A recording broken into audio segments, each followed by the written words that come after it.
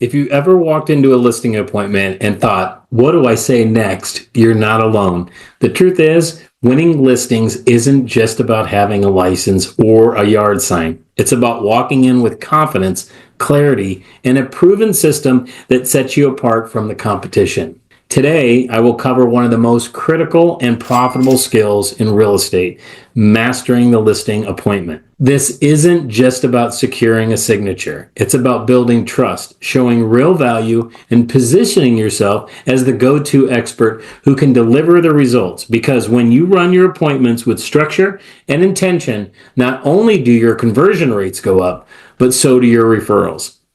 If you haven't subscribed yet, go ahead and hit the subscribe button, tap the bell so you're first to know when I drop new videos. I'm all about giving you the systems, strategies, and tools to build a referral-based business that's both predictable and profitable.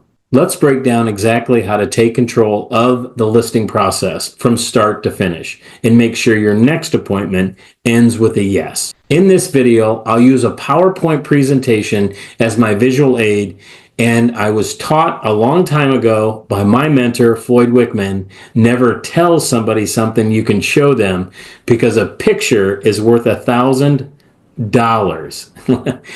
Let's jump in. All right, thanks again for watching the video.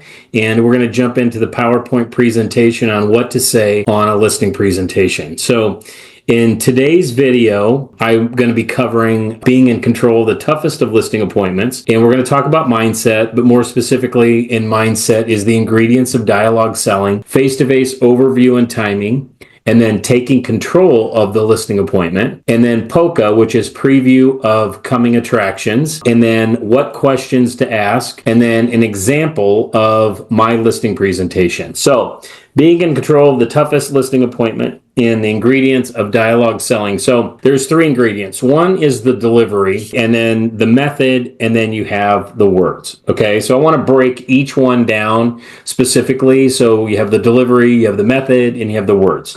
So looking at the four ingredients under the delivery, one is, facial expression. Now, your face sets the tone before you speak. It's a genuine smile, builds trust, while tension can create distance. Stay aware of what expression is saying. So essentially, just have a nice, calming tone of your face in that type of stuff. And kind of going down to number 4 is making good eye contact, right? Just making sure that,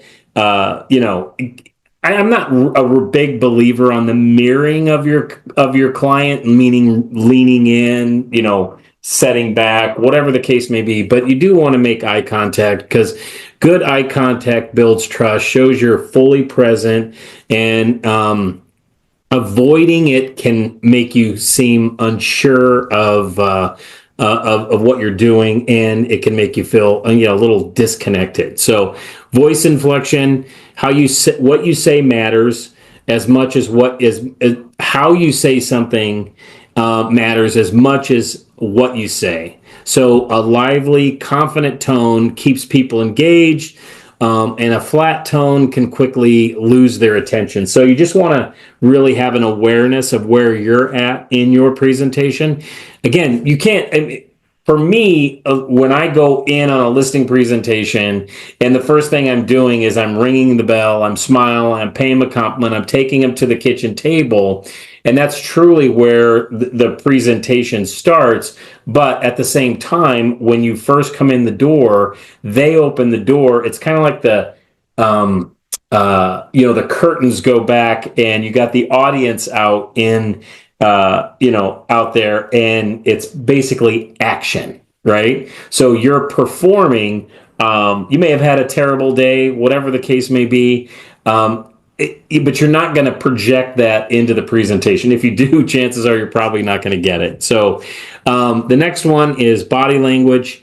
For the most part, you're going to be sitting at a kitchen table when you're doing your presentations, but posture, gestures, they send strong signals. Standing tall, using open gestures, show confidence, and then slouching or crossing arms can also create barriers. Okay. So just keep an eye on those types of things. And again, me showing you things is just you having a little bit better awareness of your presentation skills. And then the next one is the method, fear of loss.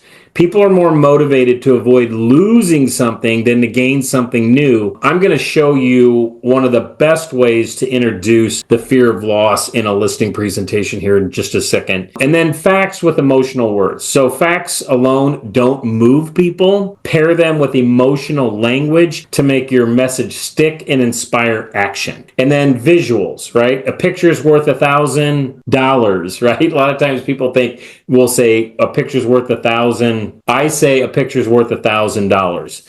And then when you look at, visuals, people remember what you see faster than what they hear. Use strong visuals. That's what your presentation, your listing presentation is going to be, and make your point clear and memorable. And then there's parts. Parts break big ideas into simple parts or steps. It makes information easier to digest and helps people feel less overwhelmed. Listing their home that they've lived in for 25 years and raised a family in is an overwhelming process. So you want to be able to, break this down. And I would say if I say something here, you finish my sentence. Opposites, yes, you got it. Opposites attract. So typically when you're sitting down at a listing presentation, for the most part, you'll have Mr. and Mrs. You'll have two people sitting across from you. They're typically opposite of each other. Not on everything. You usually have an emotional, especially when it comes to sitting down and talking about selling their home. And a lot of times you're going to have an analytical. Somebody, and you want to make sure that you're selling to both of the sellers. Asking questions pulls people in and keeps them mentally engaged. Good questions guide the conversation and reveal real need. And then there's tracks. Tracks organize your points like tracks on a train. So stay on track so your message feels structured, clear, and easy to follow. Okay, so you're going to have a step-by-step process that you're following. A lot of times people ask me, Gary, do you do the same listing appointment if you were going to meet, let's say, a for sale by owner, or if you're going to go meet somebody that was referred, more of a warm lead? Then I would say yes. I mean, my presentations it's the same thing every time. Now, the conversation and how we go through that presentation may be a little bit different, but it's going to make you feel more comfortable if you have a canned presentation and you have a step-by-step process to follow during that process. Now, the last thing I wanted to cover on dialogue selling is the word. Whose words? Your words. So the words you choose shape how people feel. Positive, confident language builds trust, and negative or vague words create doubt. So you want to be a little informative of what you of what you know about the presentation, about the home, about them. And obviously that's, asking the right questions, doing more listening than talking. And then the last thing is names, really knowing their names. I know I used to always tell myself I'm not good at names, right? Well, guess what? You tell yourself you're not good at names, you're going to not be good at names. Whatever I took, the folder I took it, I would always write their names in black marker just so I had their names on there and I never forgot their names. So using someone's name personalizes the conversation and makes people feel seen, valued, and essential. So make sure that these things here, the only reason why I'm showing them to you is to give you a little bit of a deeper awareness about just the presentation process. All right, so face-to-face overview and timing. So to me, the process always applies. So when you look at this and you look at the steps of the presentation, you have POCA, which again is preview of coming attractions. Then you have the questions that you're going to ask them. So just know that when you come to the presentation, the live presentation at their home, you've already had a conversation with one of them on the phone. And you've gone through, if you haven't watched pre-appointment presentation video, pause this and go watch that. And actually, because the questions that you ask, you want to be prepared when you come to the appointment. right? You don't want to just be finding certain things out at the appointment. To better position yourself as the expert and to separate yourself from the competition, it's the questions that you ask before you actually come to the home. We didn't have both of them there, so we want to reiterate those questions. So I'm going to go through those questions in this video today. And then number 3 is present. Your presentation, and then you're also going to be presenting price. You're going to be talking about a CMA, you're going to be talking about those things. And then number 4, there's a persuasion process with this. You're going to close. I want to challenge you that you're persuading all the way from the initial conversation on the phone to the conversation of the listing presentation at the house. So when we look at this and we say, okay, well, how much time do you spend on each one of these ingredients within the appointment? Preview of coming attractions, questions. Obviously, you're going to spend a lot of time on that. You'll spend less time on questions and getting to know them and that type of stuff if you ask questions before you come over. And then you're obviously going to show them your marketing presentation. You're going to show them your pricing process, and then you're going to persuade. And for the most part, persuading is closing. If you're doing all the right things during the presentation, the persuasion is just a natural flowing of the listing process. So, all right. So how do you take control of the listing appointment? I learned this years ago, probably in 1999, I would say, from Floyd Wickman when I took a sales training course from him. Essentially, this is polka. You're going to ring the bell. You've got to mentally get yourself in the right state. I used to always show up early to a listing presentation. I drive the neighborhood, see if any other homes, maybe the comps, drive by the comps, whatever. I'm listening to AC/DC just to get myself in the right mindset, kind of pumping myself up a little bit. But then I pull up, and typically I would never park in the driveway. I would park in the street, not in the driveway. Again, just simple things. And then I would walk up to the door, ring the bell. I know that's simple, but I would ring the bell. If the bell doesn't work, I don't know how basic to get, you can knock. The next step is smile. I mean, just smile. You show them your pearly whites when they answer the door, and then you pay them a compliment, right? What can you pay them a compliment on? Well, you could pay them a compliment on the landscaping, right? Hey, this is beautiful landscaping. Oh my gosh, did you do this yourself, or did you have this professionally done? And guess what? If you say something like that and they did have it professionally done, or they did do it themselves, and you say, did you have it professionally done? You're kind of, again, this is all a little bit of, you're trying to win them over. So you're doing this through sales. All of this is persuasion as you're going along. You have a pleasant personality. You're making it about them. You're complimenting them. And then you're going to take them to the kitchen table. Now, this is what separates high producers and low producers. Okay, high producers will take them assumptively to the kitchen table. New people typically will let the seller take control of the appointment right now. And this is, you do not want the seller to take control. You want to take control. So you want to assumptively walk to the kitchen table. Why do you want to go to the kitchen table? Because that's where people break bread. That's where people connect. That's where people make big decisions. So you want to go to the kitchen table. I know I get some people that ask me, well, what if they don't have a kitchen table? I don't know. Do you bring one? Did you have one in your car? Is there a counter? You've got to, the reason why you're going to the kitchen table is because a lot of times you're going to have a laptop presentation, you're going to have paper, you're going to have whatever, you're going to be able to show them things, and you really can't do that in the living room. Two people sitting across from you, and then you're creating this distance between you. So again, best place, go to the kitchen table and just assumptively walk. And then you want to break the ice, right? So this is where you're talking about things. And I would challenge you that as you're on the phone talking to them and you're building rapport, you're writing things down of interest, or maybe something that's going on in their life. They're planning a vacation, whatever it is. Doesn't matter. Job transfer, whatever.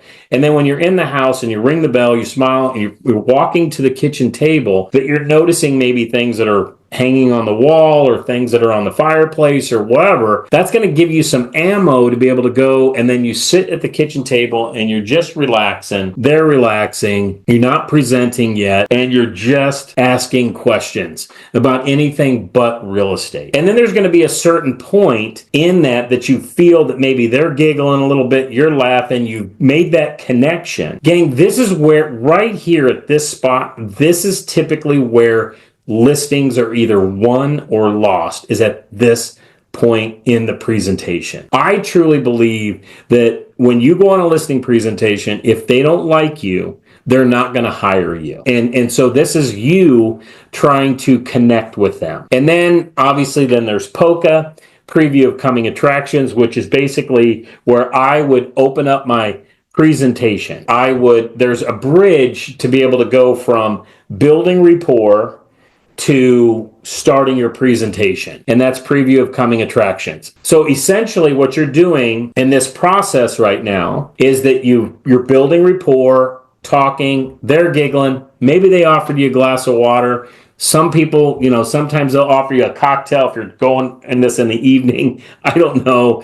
Do you choose to drink? It's up to you. From that point, now you've made that connection. And then your first thing you're going to do is you're going to ask for permission to go from this section to starting to present. And the dialogue goes a little like this. Mr. and Mrs. Seller, seems like we're making a little bit of a connection. I'd like to show you how I work. Are you okay with that? Can I show you how I work? Can I show you my process? What you're doing is you're asking for permission to move into your listing presentation. Okay, even though the whole thing's a listing presentation, you're now going to shift gears a little bit. You're going to start talking about them, their home, and basically consulting them. And so now, Mr. and Mrs. Seller, before we begin, may I share with you how I work? That's how I would ask it. Mr. and Mrs. Seller, before I begin, may I share with you how I work? And then you go to the next, they say yes. And then you say, well, I want to reassure you this evening that I'm not here for the sheer sake of taking a listing. You're not. You're there to connect with them. You're there to try to find out their motivation, try to make sure that whatever they want to accomplish, that you're going to be able to help them. And then this is where earlier I talked in the dialogue selling, you introduced the fear of loss. And the fear of loss in a real estate presentation is the expired list. And it doesn't matter when you're listening to this video, what market you're in, whatever it is, there's always going to be an expired list. And what I would challenge you to do is print one off, bring it with you. Maybe it's 2 pages, 3 pages, I don't know. But it's a visual aid that you're going to show them, and you're going to say, Mr. and Mrs. Seller, are you familiar with what we call the expired list? They're going to say no. They have no idea what that is, what that even means, okay? Are you familiar with the expired list? Well, let me share with you what it is. It's a list of people, and I've taken the liberty to bring one with me. It's a list of all the people that were doing the same thing that we're doing here right now. They met with the real estate agent. They had high expectations. They had a motivation to want to move. They had dreams. They wanted to, you guys are transferring to a new city, new job. They wanted to transfer to a new city. Some of them wanted to move up. Some of them, whatever the case may be. They, with good intentions, they got into a relationship. And in my opinion, these people on this list have 2 things in common. The first thing they have in common is that they didn't get their home sold. That's why they're on the expired list. And the second thing, in my opinion only, is that agent and that seller probably should have never signed a contract, started that process.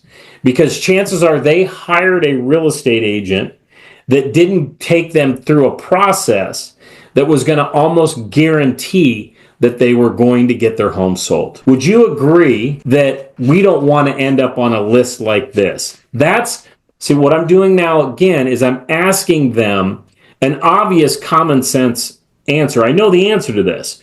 Would you agree that we don't want to end up on the expired list? Remember, I just described it to them.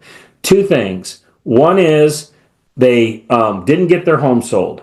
They were motivated. They wanted to get their home sold. They were moving. They were very similar to what you guys wanted to do. In my opinion, they should have probably never done this. Would you agree we don't want to end up on this list? Nobody wants to be on an expired list. And let me tell you something. Most people will do what they have to do to stay off of an expired list. But most people won't do what they have to do to get on a sold list. And that's just a psychological thing. So I'm just telling you right now, what I'm doing right now is I'm setting the stage for the right mindset of getting their house listed correctly so that it's going to sell quickly. So you're introducing the fear of loss, which is the expired list. And finally, you're going to do the next step is the infallible system. The infallible system is the 5-step process. Just to kind of take this from the top and go down, you're going to bridge from the building rapport. You're giggling, you're laughing, maybe having a cocktail or a glass of water, whatever. You're ready to move into the presentation. You're going to get permission. You're going to reassure. You're going to introduce fear of loss. And you're also going to introduce your infallible system. So it goes a little bit like this. Mr. and Mrs. Seller, seems like we're connecting this evening. And I wanted to ask permission if you're okay with me showing you how I work. They say yes. You say, okay, well, I want to reassure you here this evening. I'm not here just to take a listing. I want to make sure that I completely understand everything we're doing and make sure that I can help you. And by the way, are you familiar? By the way is a good bridge, right, to another topic. And another topic is, by the way, are you familiar with what we call the expired list? You aren't? Well, what it is, it's a list of people, in my opinion, have two things in common. Number one, that seller and that agent probably should have never gotten in that relationship. Why? Because whatever they did, whatever agreement they came to, they were unable to get the home sold. So that seller was unable to go through with their plans. And the second thing is that agent and them should have never gotten in that relationship. Would you agree we don't want to end up on this list? They're going to say, absolutely. Well, so what I've done, Mr. and Mrs. Seller, use of names, I have created a 5-step infallible process. Infallible, foolproof, works every time. Process that literally takes the guesswork out of whether or not you and I should do business this evening. May I share it with you? Again, asking permission to move to the next step to share my 5-step infallible process. Then I'm going to jump into, this is the first time that I'm on my laptop and I'm showing them this process. So now I would not have all these steps come up at once.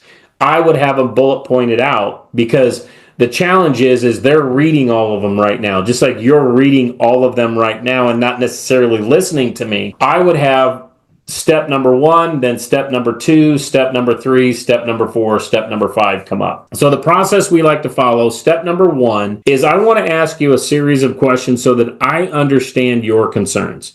Now, Mr. Seller, I talked to you on the phone a couple days ago. I asked you a lot of questions, not only about your guys' situation, but I also asked you a lot of questions about your home. So what I want to do is I want to reiterate, make sure I got the right answers, make sure we're still on the same page. And then also, since Mrs. Seller, you weren't on the phone with us, I just want to make sure we're all flying in the same direction. Sound good? And then once I really have a crystal clear picture of what your motivations are, I don't want to assume anything, and what direction you guys want to go, then what we'll do is we'll go to step number 2. We'll get up. We'll take a look at your property. I want you to show me the property like you would show a buyer. And I'm hoping with your permission, I would like to maybe point out some things that might make your home a little bit more sellable. Fair enough? So again, now what am I doing with that? I'm asking them permission to point out the stuff that they need to fix. They've probably been talking about it. One says, I'm not worried about it. Same thing on price. They're probably not on the same page. So what you're there, not necessarily to take sides, what you're there to do is to consult them exactly the best things that they need to do, condition and price to get the home sold. You're not there to you want to make a friend, but again, at the same time, getting the home sold for top dollar and getting the home sold quickly is how you make friends and how you get referrals. Okay? I hope you agree with that. So now we're going to get up, analyze the property. They're going to show it to me like they show a buyer. And I'm asking permission to have them show me the home that I can point out maybe some things that will make the house more sellable. So this could be that you're going to point out something that needs to be painted, or maybe they have wallpaper, or maybe they have cracks in the wall, or maybe, carpet. You're going through the home now, room by room. And at the same time, you may even want to measure the house. However you want to do, you're walking through the house with them. They're pointing everything out. They're talking about their home. They're bragging about things that they love,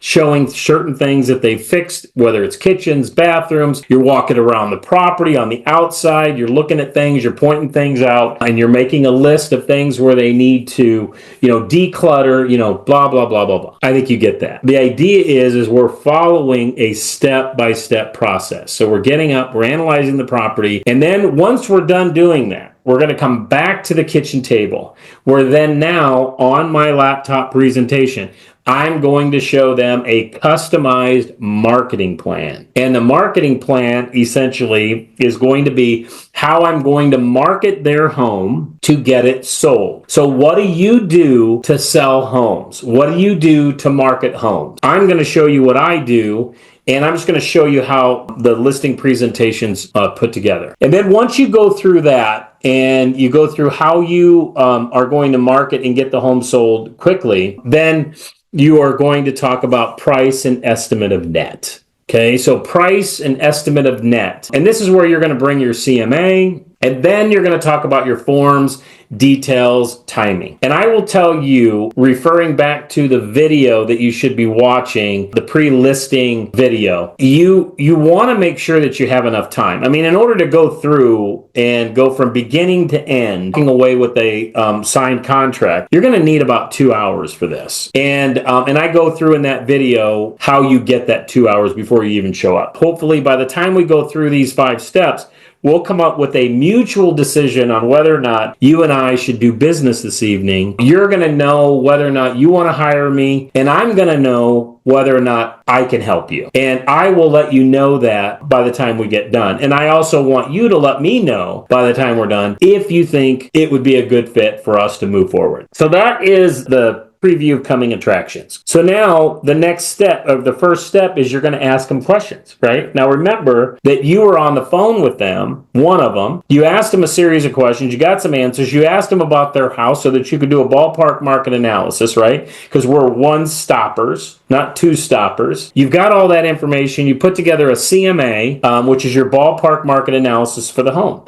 So now what questions do you ask? All the questions that we ask, right? So we ask these where we go. Where are you guys moving to? I'm not going to go into detail on the questions, but these are the questions you want the answers to. When do you have to be there? Right, so that's timing. Where are they moving to? Is this going to be a buy and a sell for you? Do they need a referral source into a different city? What type of home are you looking for there? What type of home? And then, have you found one yet? These are all good questions. And to be honest with you, sometimes you don't need to ask all the questions, but you do need the answers to all the questions. How much do you need from the sale of this one to buy the next one? That's a great question, because if they are buying a next home, have they talked to a lender? Do they know what they're pre-approved for? Do they know how much money they're going to need to put down? Majority of sellers take all of the frozen equity of this home, the net proceeds, and they usually dump it into the next home. So again, just kind of knowing the answers to this is important. And then, are you talking with any other agents? Are you planning on trying to force sell by owner? These two questions, I would typically, most of these questions I ask on the phone. I'm talking to one of them. I'm getting a good idea of where they want to move to, when they need to be there, all of this stuff.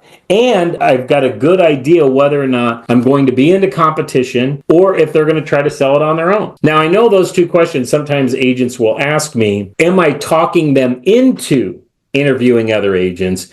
Am I talking them into trying to sell their home on their own? I would challenge you and say, no, you're not. But it is good to know. You don't want to be at your presentation and then all of a sudden they say, you know what, you did a great presentation, and if we do end up listing our home, we'll go with you, but first we're going to try it on our own. Or 2 other agents we're going to talk to. Or, my mom's in the real estate business and I just wanted to get another opinion. That's then we think, oh my gosh, then we get upset about this. But it's asking the right questions. So these are good questions to ask up front. What is most important to you? Price, time, or convenience? A lot of times when you have a good situation, multiple offers, the house sells on the exact time that they want, and you do a good job of managing the process, you nail it on all of them. But I want to know what's more important to them. Like, do they need their price? Because if they're overpriced, that's going to be a challenge. Or is it timing? Like, do you need to get the house sold quickly? Because again, depending upon their timing, that also could affect price. And as far as the convenience thing of this is, it's just how you're going to communicate with them, how this process is going to go. But you want to know, which one is most important to them if they could only choose one. We're going to try to nail all three, but if they could only pick one, which one is most important? And then this is the closing question. What would it take for you to list your home this evening? What is the one thing that you need to see, right? So I've gone through all these questions. I'm going to jump into role play here just real quick. So Mr. and Mrs. Seller, seems like we've kind of handled everything, and then I'm going to recap everything that they've said to me. That, you guys are thinking about, moving to Denver, Colorado, where Mike's going to take a new job, and you want to move the 4 kids. You guys all want to move together. You don't want to separate, meaning Mike going there first. You guys are good on the other end. You found another home. You've already shopped. You've actually even got an offer on it. Put $5,000 earnest deposit down. So you guys are ready to go there. Mike's new job starts in 2 months, so we've technically got 60 days to make this happen. You don't necessarily need this home to sell to close on the next one, so we understand that. And you're not talking to other real estate agents. You're just going to kind of focus this on this one, and you're not thinking about trying to do it on your own. That's great. The most important thing to you is that we make the timing work so that you guys are not moving, although you do want highest price, and we want to make this as convenient as possible. But let me ask you this. It seems like we've connected here this evening, and I just want to know, is there anything, if I can handle everything of what we just said in my presentation, is there anything that you would need to see or talk about that would stop us from moving forward and getting a sign in the yard and moving forward with this process? That's where hesitation may come up, and it may be commission. But for the most part, what I have been doing all the way from ringing the bell, smiling, and even before that, of sending a pre-listing packet and having a conversation and asking all the questions and doing the homework and finding their, a lot of their situation over the phone, I've been closing all along the way.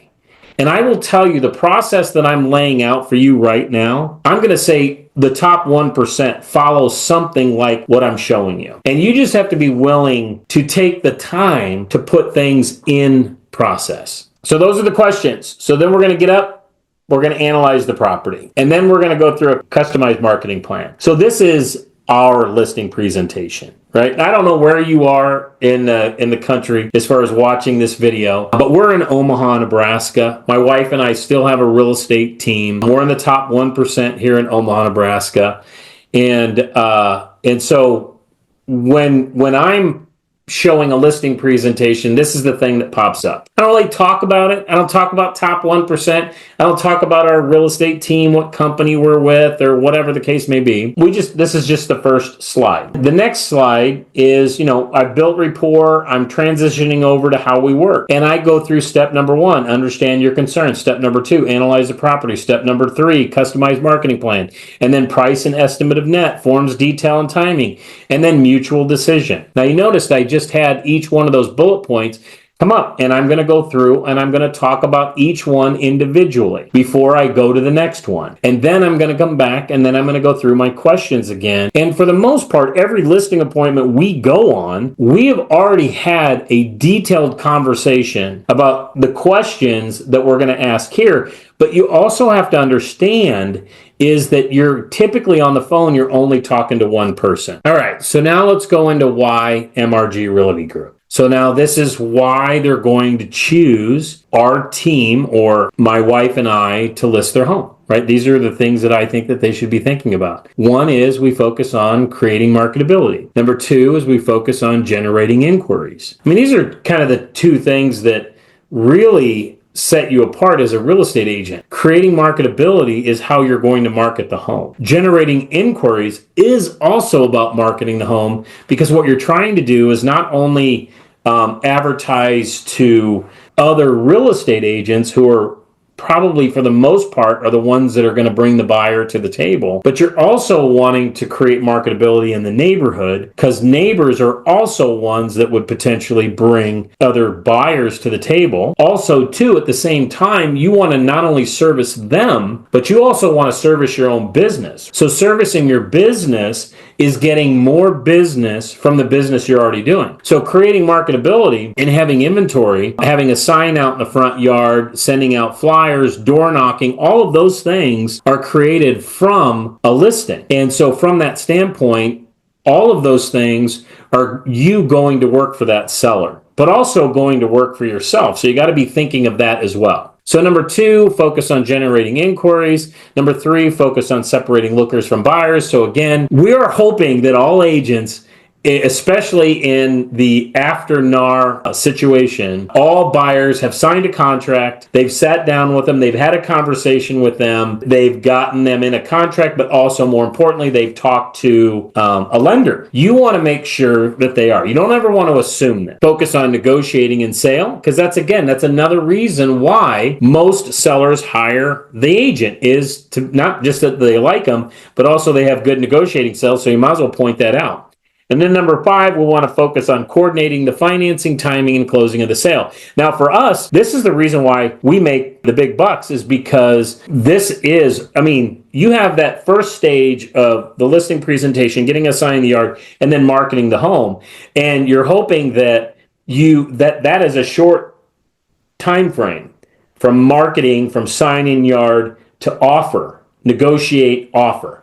You want that to be very short. You do not want that to go 30, 45, 60, 90 days. And I'm telling you that if you have a good pricing presentation, you're going to be able to better service that seller and get that time frame down. Because then the hard work starts is once you get an offer and you're coordinating all the financing, title work, home inspections, appraisal, all the things that happen up until closing, which typically processing time is around 30, I would say 45 days. But that's really where we make our money. And that's really where the challenges will come up. If you're not good at pricing homes and you let sellers price homes and your houses are sitting on the market way too long, well, you'll never get to this part. They'll end up on the expired list. But by following this process, the whole point of it is that they don't end up on the expired list. And then number 6, I just kind of add this one in because I love it. I live by a set of core values. Master Real Estate Academy, we live by a set of core values. MRG Realty Group, core values. My family, my kids, core values. It's all the same. So I talk about them.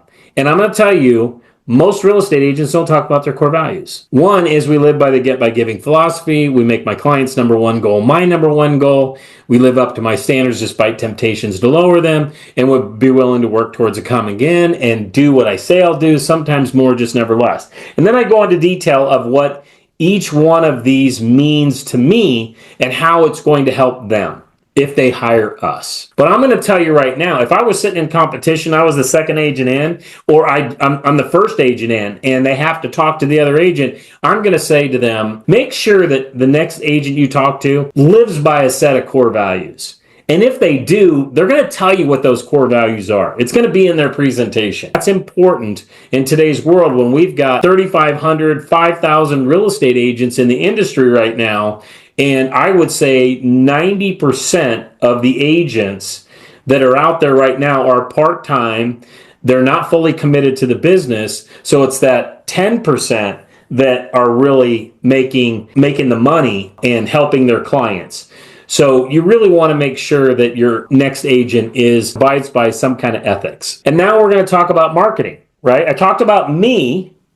I talked about, a little bit about our company. Now, let's talk about the marketing, right? Which is the number one way that we're going to market their home is through the internet, whether it's in the MLS, which is the internet, whether it's Zillow, whether it's our own website or the company website, everything's the internet. And it's not like the days old when people used to drive by a home. Now, I'm not saying that doesn't still happen, but the internet is where 99% of most buyers are starting their search online. Then you're going to basically go, and the other thing too is like if they're looking for a home, right? If they're going to buy a home, you ask them, well, how do you search for a home? What website do you go to?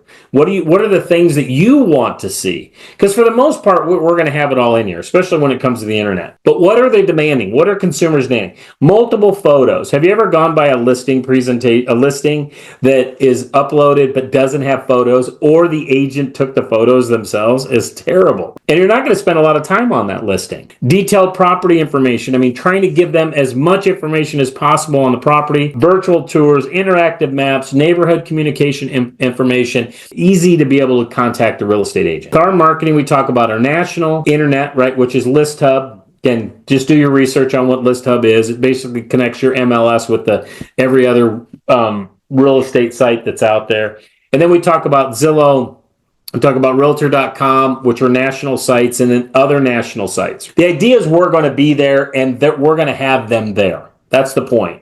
And then we talk about local sites. So MLS, we talk about the MLS and the importance of that. And chances are that, your home is going to have another agent that's going to be involved, that's going to be representing the buyer. And so we want to make it as easy as possible for them to be able to have access to the information, make sure that all the information is correct, because the MLS also feeds all those national sites as well. And then I talk about our own personal website. And then I talk about how the MLS fighter out to all other companies. I know you watching this video, I'm not telling you anything you don't know. But I want to tell you that you don't want to assume that your client knows. I always feel that if somebody's not showing something in a presentation, well, they're not using it. Now, you probably are using it, but you want to be able to explain it to them so that they understand it. They're going to be on all the other sites. Now, it could be that we have the top 5 companies that are on here. Maybe they're interviewing another real estate agent that isn't on here. I'm like, oh, they're not on here. I mean, that sends a message. Social media. Obviously, we're gonna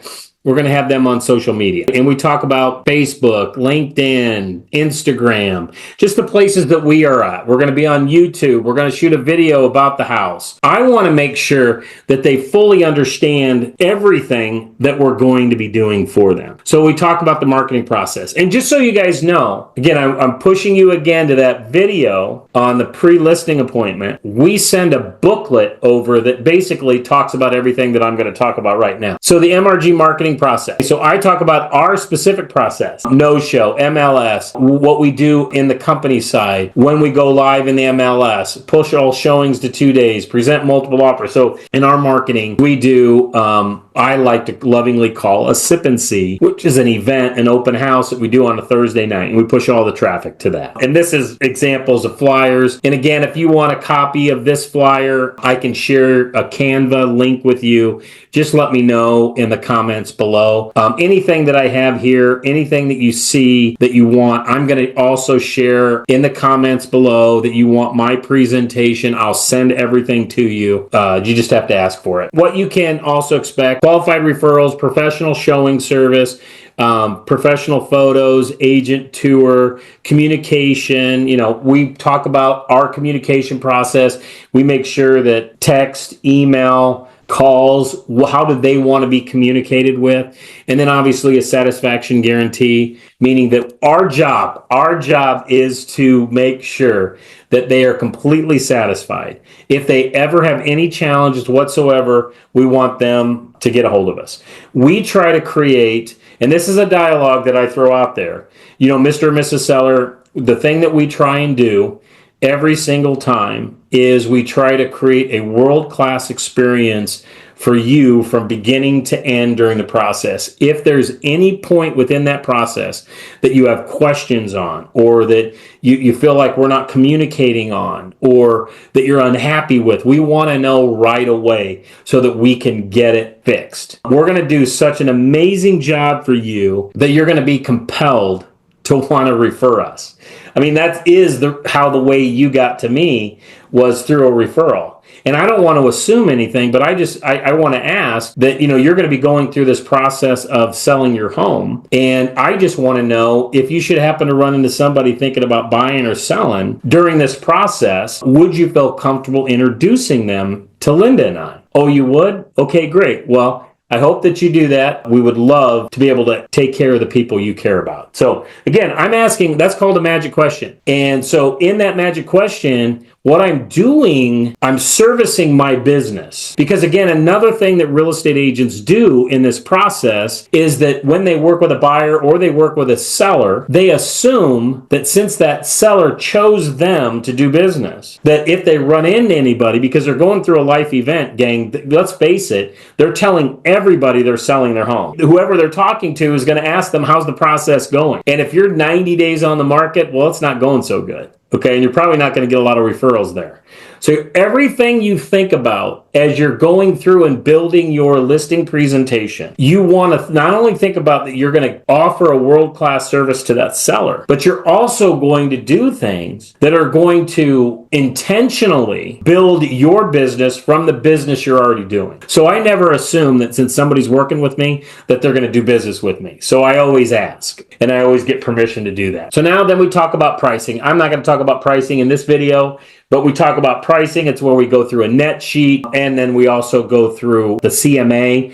And again, when it comes to pricing, the only time you really have to really dive into the pricing is if you're thinking lower than the seller's thinking. If you guys are on the same page, or even the seller's underneath what you're thinking, you're gonna do all right, okay? And you don't necessarily have to dive real deep into the numbers if you're kind of both on the same page and their motivation is that they want to really get this house sold. I know in our market, sometimes we get sellers that think their house is worth more than it actually is. This is kind of the close to this. If we don't sell your house, you know, they don't go to college. This one here is just our family. At the time I'm shooting this video, a recent picture. And this is why we do what we do, is for our family. That's just an emotional close. Most of the appointments, well, I would say all the appointments I go on today are referrals. And so most people know that we have a family. We talk about it on social media. We talk about it everywhere. And then thank you for allowing to help us, right? So that's now the customized marketing plan. I go through the customized marketing plan. We're going to talk about price and estimate of net, and then we go through forms, details, and timing. That's pretty much the listing presentation in a nutshell. Thanks for watching. So if you're ready to stop winging it and start winning more listings, commit to mastering this process. Watch this video as many times as you need, because this one skill is a true game changer. It's what separates average agents from top producers. If this video brought you value, go ahead and give it a thumbs up and subscribe for more real estate strategies. Leave a comment below if you'd like a copy of the questions we ask during our listing appointments. Thanks for watching, and remember, relationships build results. Start building yours today.